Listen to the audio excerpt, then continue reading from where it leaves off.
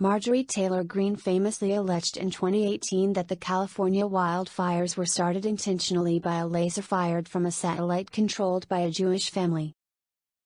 Greene is in Congress now, but she's still pushing conspiracy theories that globalists are deliberately starting catastrophic fires to advance their agenda. The target this time around is the nation's food supply. Nearly 24 food processing plants have gone up in flames this year. This isn't out of the ordinary. There are thousands of fires at manufacturing facilities every year, according to the National Fire Protection Association, but the blazes have drawn extra attention because of the food shortage.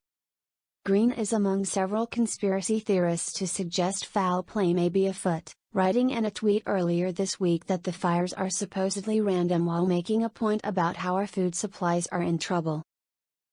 Greene elaborated during an appearance on InfoWars earlier this week, suggesting to Alex Jones that Democrats are starting the fires on purpose in order to deprive the nation of food, which would be advantageous for them because they're playing some sort of globalist long game and don't want anything to be manufactured in America, or something like that.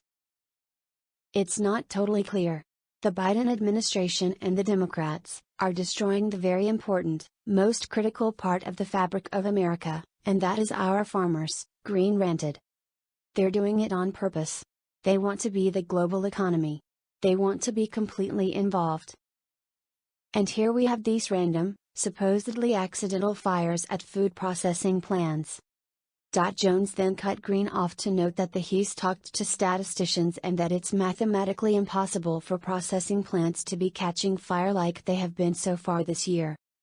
Everything the globalists are doing is about destroying real sustainability and making things collapse to bring in their New World Order, he said, with Greene nodded in agreement.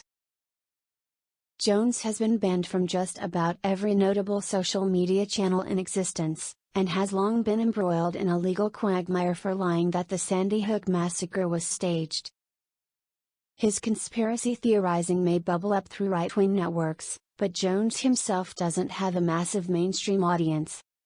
Tucker Carlson, the most influential figure in conservative media, does, and Jones noted that the Fox News host has also been rousing suspicion about the fires at processing plants.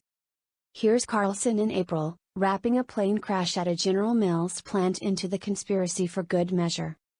He also cited a boiler explosion at a potato chip factory in Oregon, along with the fires. Industrial accidents happen, but this is a lot of industrial accidents at processing facilities at the same time the president is warning us about food shortages, he mused.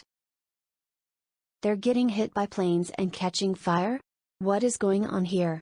There are tens of thousands of food processing facilities across the United States, and if Democrats for some totally insane, illogical reason wanted to cause a food shortage in an election year, one would think there would be a more effective way to go about it than rigging a boiler to explode in Oregon, sabotaging mechanical equipment at a few factories and hoping it catches fire, and orchestrating a kamikaze Cessna crash into a parking lot outside a General Mills facility. It doesn't make a lick of sense, but that's never stopped Carlson from asking the important questions. I'm sorry, a disgusted Carlson said eventually. The onus is on people who think this is a conspiracy theory to explain what is going on. What are the odds of that? I don't know. It's a question Tucker Carlson tonight could have answered very, very easily. According to National Fire Protection Association data, the annual average of fires at manufacturing and processing facilities across the U.S. from 2015 to 2019 was 5,308. There have been approximately 20 fires in U.S. food processing facilities in the first 4 months of 2022, which is not extreme at all and does not signal anything out of the ordinary, NFPA spokeswoman Susan McKelvey told FactCheck.org.